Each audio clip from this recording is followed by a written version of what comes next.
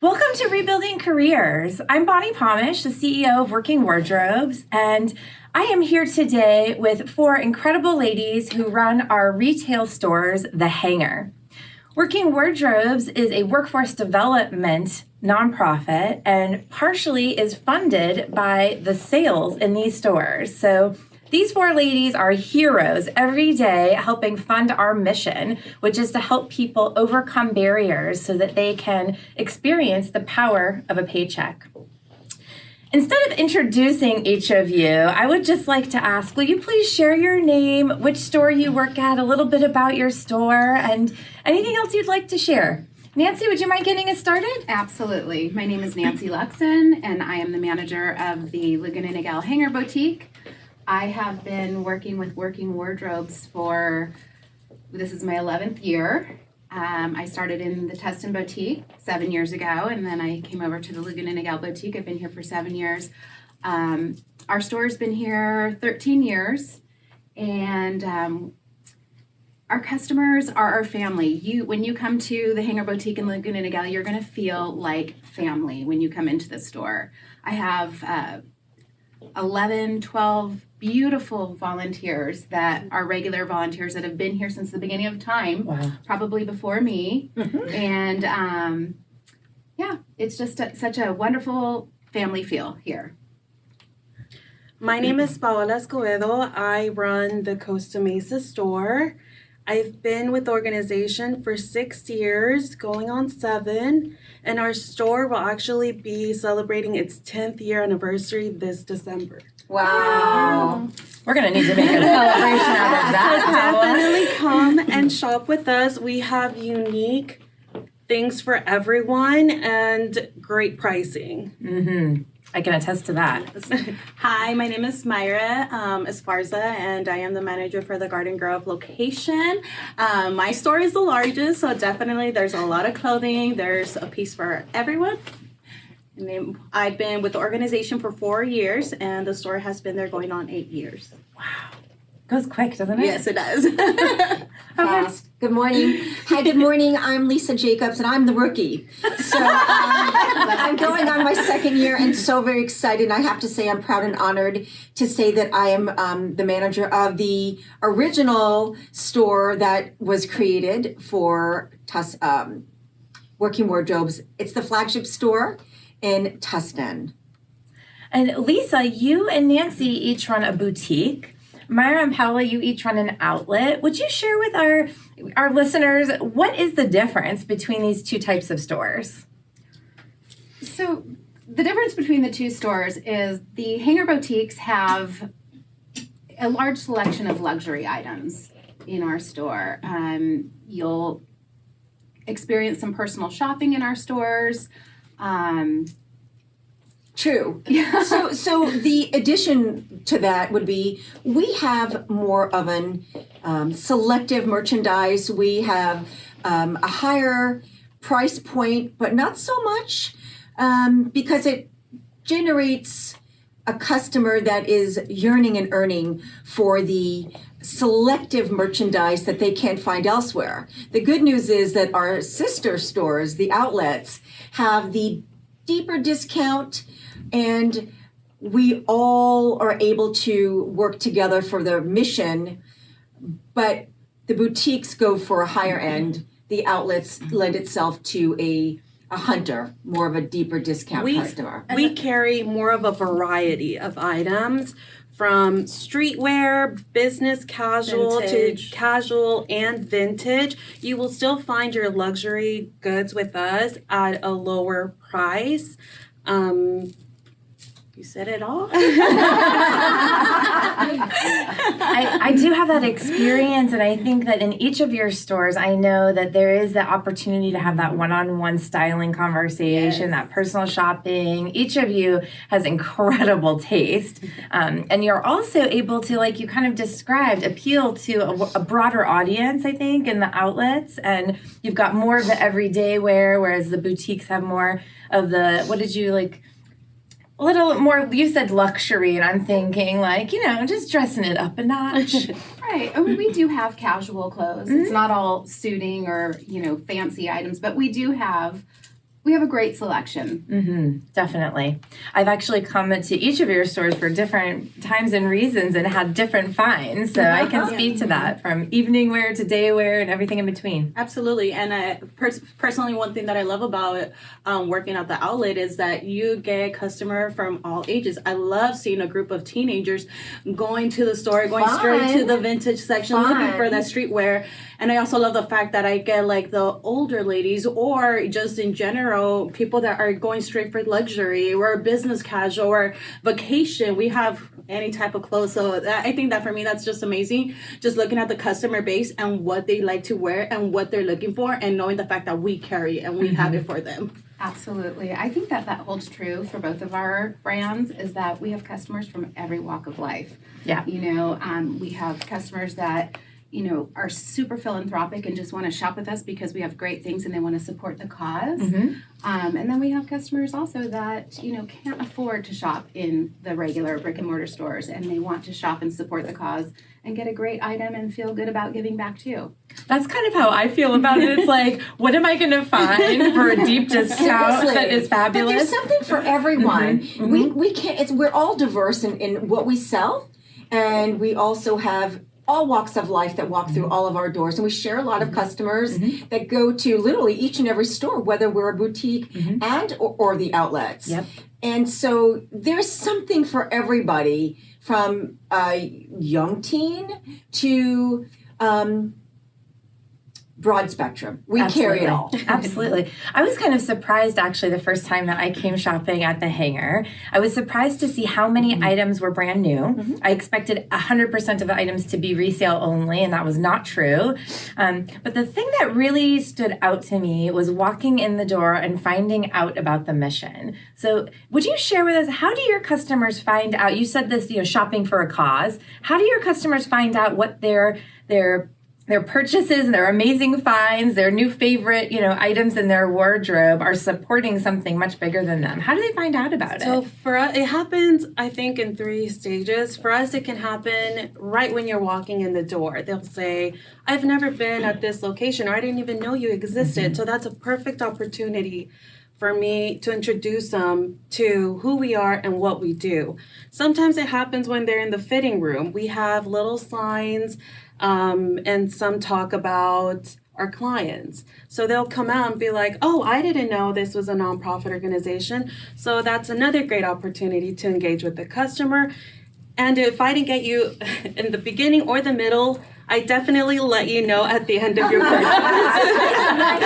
It's a 1, 2, 3. So it's when I'm ringing you up and I thank you. Thank you for supporting our mission. Awesome. And there'll be most people know who we are, but there are still a lot of people who don't.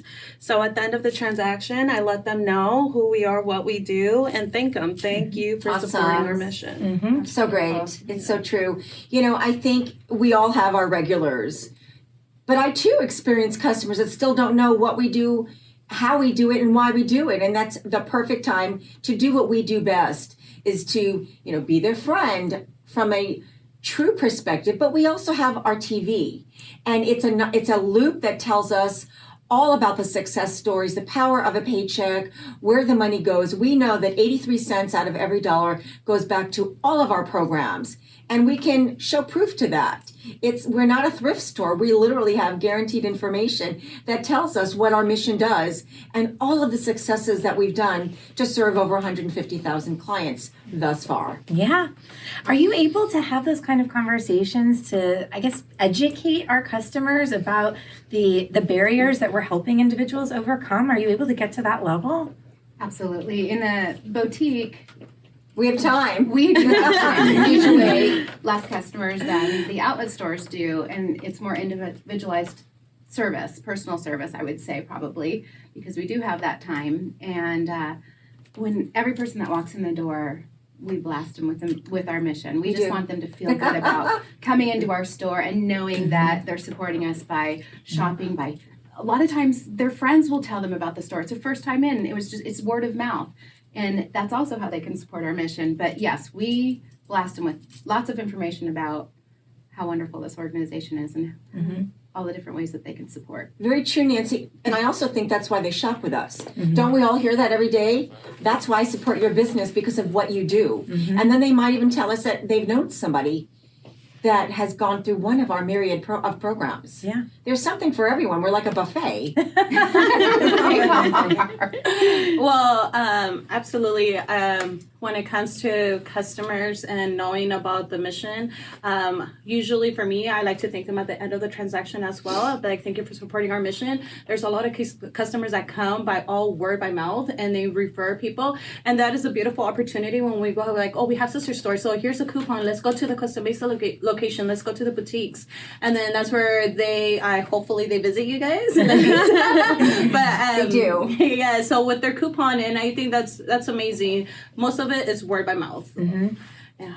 Well, it's interesting too, because I would imagine that you hear the conversation on both sides. One, how people can support our mission, and two, kind of educating them about what the problem is we're trying to solve, right? The problem we're trying to solve is helping people get back into the workforce, and to whatever the barrier is, whether it's a military service person coming back into civilian workforce, whether it's a person coming out of the justice system, if it is, a senior with, different skills or maybe even low income, whatever the case is, we're helping these individuals overcome those barriers by updating their resume, preparing them for interviews, getting them those certifications and job training. These are all opportunities to share with people the problem in our community. And I think more are aware of it now in a pandemic, and I want to say post-pandemic, but I don't think we're there yet. But in this world, that there is a lot that we can do to make a difference in our community right here in Orange County. Just by shopping to help that is incredible. In what ways do you share with community members how they can be a part of the solution? When it comes to community members, I let them know, and they could do donations. I give them the donations business card that they could drop all their donations in Irvine, that we are a nonprofit, that they get the receipt for taxes. Also, just by shopping, they're supporting our mission. Exactly. So you tell them, bring those clean clothes on the hangers. Bring them on, sell them for you. Don't you worry. Bring them to the Daimler Street location. That's where we accept donations. At the stores, we don't accept donations.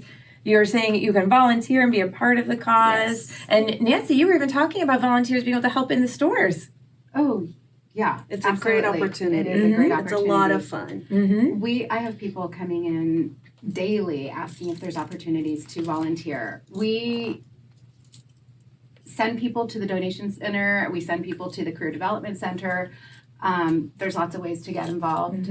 We also, the front of our stores has a sticker that says shop, volunteer, donate. Yes. So there's many different ways to donate as well. You can donate monetarily. We were talking about this. We'll take a donation at the store. We'll take a donation, via monetary at the store, or at the donation center, we'll take the clothing. Yeah, absolutely. Absolutely. Part of everything we do every day is to help empower people. I think you're experiencing it, feeling empowered in amazing clothes that make you feel good and you can go take on your day. We empower people to experience the power of a paycheck and prepare them to become more self-sufficient and contribute to our world with their unique talents and gifts. How did you experience that kind of empowerment for the first time? In what way did you earn your first paycheck? And I'd love to hear from each of you, please. Oh, this is a great story. Oh, I love this story. We were talking last night. I was sharing with Lisa It was my fabulous. first paycheck story. I was 15 and I was learning how to drive, and I was so excited to get my driver's license when I was 16. And my parents said, you're going to get your driver's license, but you need to be able to pay for your insurance if you want to drive. It's a privilege. So I was like, I have to think of a way to, make some money so that I can afford my car insurance. So I got a worker's permit at 15, and my best friend and I got a job at the local IBM building, and we were janitors. We cleaned at night after hours from 6 until 9:30. And that's how I earned my first paycheck, and I was so proud of that. Yeah. Amazing. We all have to start somewhere. I love it. I think we all have some unique experiences. My first job, I have to say, I was 19. And my sister was one of those pretty girls in the cosmetic department, and I had a little bit of jealousy, right? So I said, I want to be in the cosmetic department to be one of those pretty girls. So I strapped myself into, at that point, Robinson's. And I walk in and I say, hi, I want to work in the cosmetic department. And they looked at me like, wait, what? No.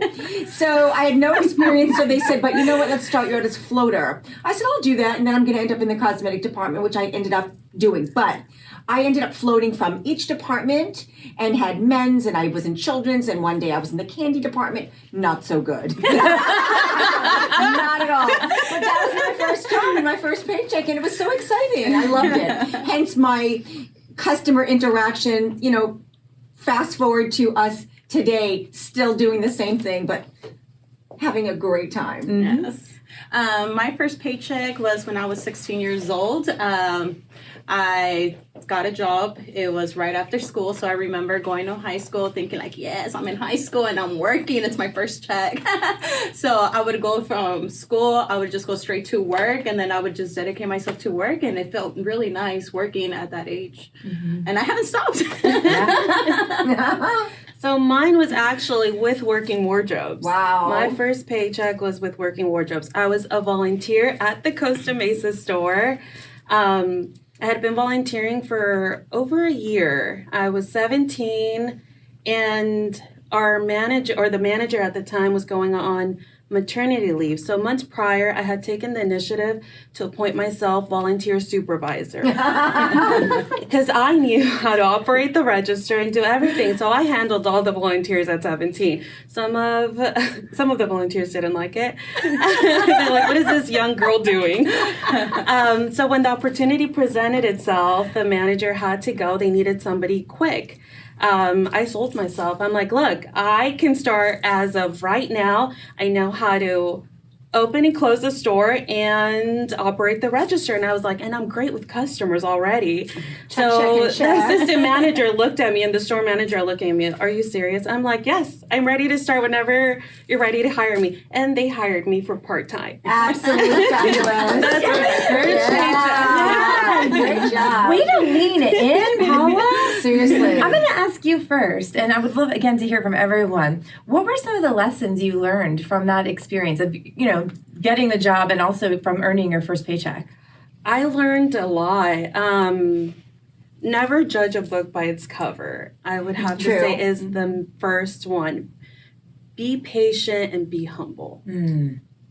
Those are great.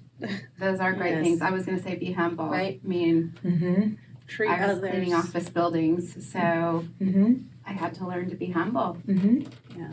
Treat others as you would like to be treated. Absolutely. That's like my number one. I agree with all, because the truth is, at the end of the day, you never know who's walking in somebody's shoes and what their experiences have led them to today. So you don't judge, and you treat everyone with dignity and respect, which is part of our mission. Totally. Dignity is at the core of everything we do. It's true. Our mission is, like you said, it's to build these bridges over barriers to help prepare people for the workforce. In your career, would you share an experience of someone investing in you, and what did they do that made a difference? Well, for me personally, my mother has definitely invested in me. Being a single mother, she has always supported everything that I do, whether it's to go to school, get a job, apply somewhere, doing both at the same time, always taking care of my kids so I could have the opportunity. It's just such a blessing, honestly. Another thing, I know we already spoke about it, but I would like to bring about the fact that you did mention about how do you educate others about our mission. And personally, I like to testify that I was one of the clients. Like being a single mother, I went through a program, and we had the opportunity to work with Working Wardrobes at the Career Center in Irvine.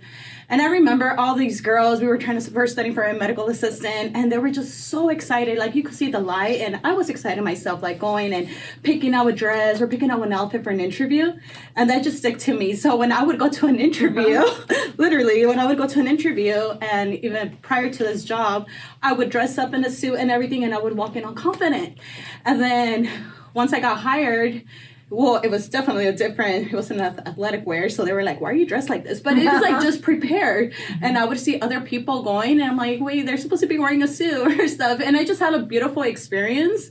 And I know many clients as well have had that. So I'm very invested in this mission. Aww. And then on the customer base, I let them know. And then I'm like, hey, here's a testimony. Here I am. Exactly. I was a client, now I'm a manager, Yeah. Walking yes. and talking billboard. That's perfect. Yeah. No kidding. Right? Yeah, it doesn't get any better than that. Yeah. So circle back to working wardrobes also lent you an opportunity. Yes, absolutely. Full circle. Invested in Full you. circle. Mm-hmm. For me, I have to say that I've had many different people in my life that have helped me, invested in me along the way, and it's like a recipe for success. You know, when you're baking or cooking something, you know, you put the ingredients in, but you want the right ingredients. And so I just took what I could that I thought would be the best ingredients for the recipe. Mm-hmm. So many people in my life, not just one. Beautiful. Beautiful. I would have to say that my family, my parents have been the root of my successes. You know, I would also have to agree. It's my parents, my mom and dad, and my family.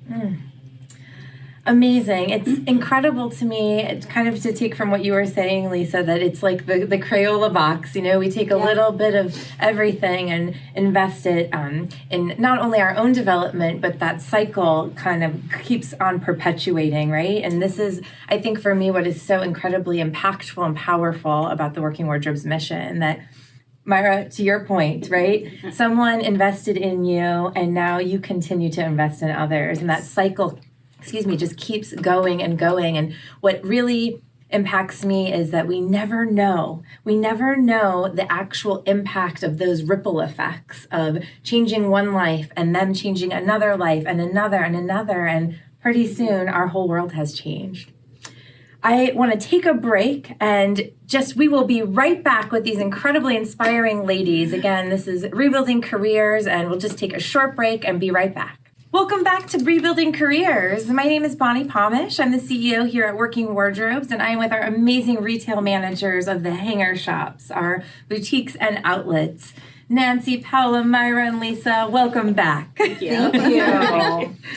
We just navigated a pretty big transition for Working Wardrobes. Our founder of 31 years, Jerry Rosen, retired, and we continue to take forth the mission that she found so inspired to take on and create in our world. And it is now given to each of us to take care of. I kind of equate it to a garden, right? That Jerry planted seeds in this garden 31 years ago. And it's taken a community of volunteers and staff, clients to nurture it and take care of this garden. And it continues to expand and grow. And now it's really our turn to tend to it. At the beginning of this year, we came together as a brand new team and we shared what our intentions were going to be for the new year. And we said, we're going to put the big stuff first. We're going to make priorities that are number one happen number one before we let the other stuff get in the way of those priorities. What are the priorities that you set for this year, and how have you been doing on really honoring them? so far so good for me. Work-life balance, really focusing on self-care. Love more. Love more. Sweet. I would have to agree. As a self-care, invest, and eliminate all the negativity. Hello. she's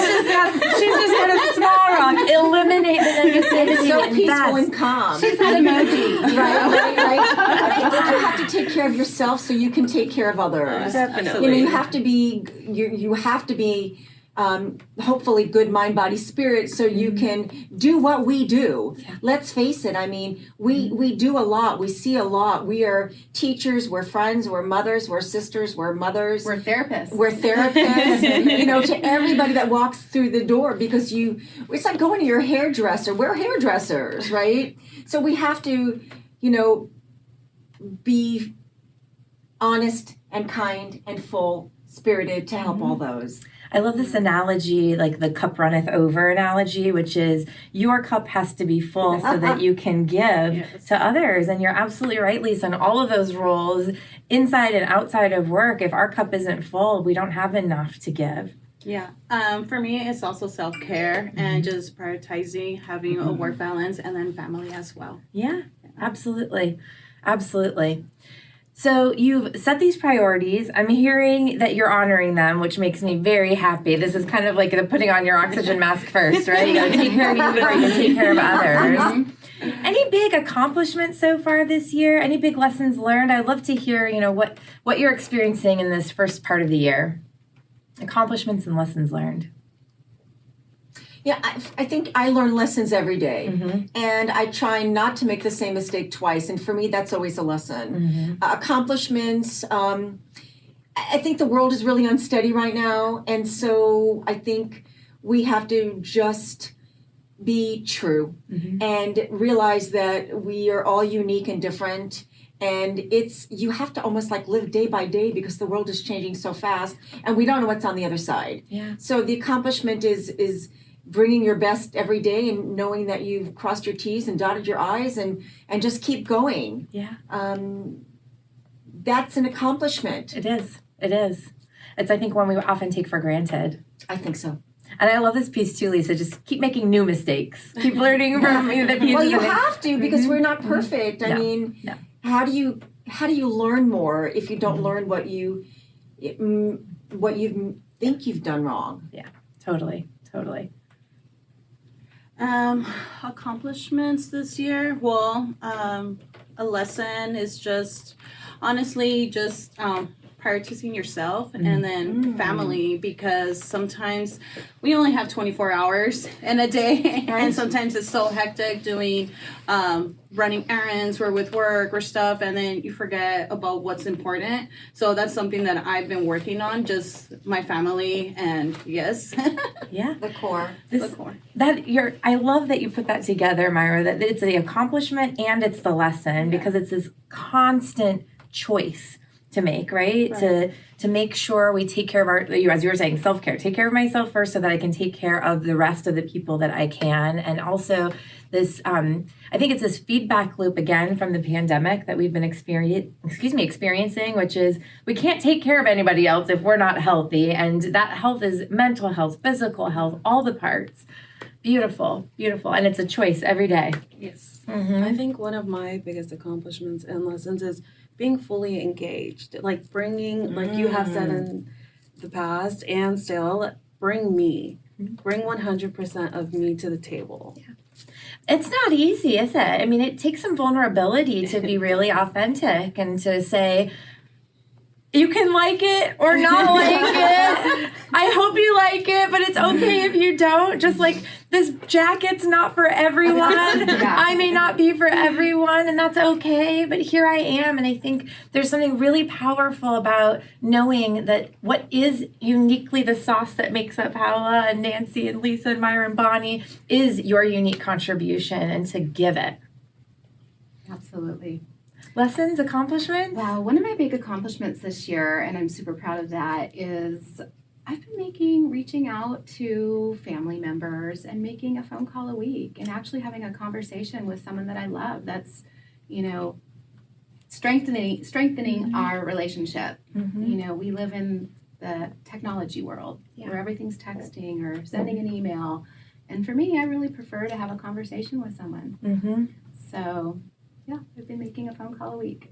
This is one of my big priorities too, the putting relationships that are important and meaningful first, and making sure I take the time, like you said, to not let 6 months go by without talking to that person, to be the one that makes sure it happens. So absolutely. You were kind of getting us onto this track, Paula. I want to go back there for a second, which is we each have unique talents, strengths, experiences, perspectives that make us us, and we bring them with us everywhere we go. In your role as the manager of the hangar, in what ways do you share your unique self? How does that come out in your work? Like, how do you see that coming to the forefront in your store and your relationships and the way that people experience you? Well, personally, for myself, I'm very outgoing, very bubbly, very talkative. So, You are? So once you walk into the store, you already know, hi, welcome. And then I give them the promotion. It's just that positive vibe. Yeah, they love it. really They're like, Mija, I love seeing you here. Like, yes, I get to see you. I enjoy shopping with you when you're around, like just your energy level. And it's a beautiful just to be knowing that people like you for who you are, and just you never know. There's people that go inside just to talk to me in regards to the problems and stuff, and I'm just like, oh, like that's kind of hard because I'm here to help you out, and I'm not a therapist, but it's nice to know that people could come into the store, therapy, shopping,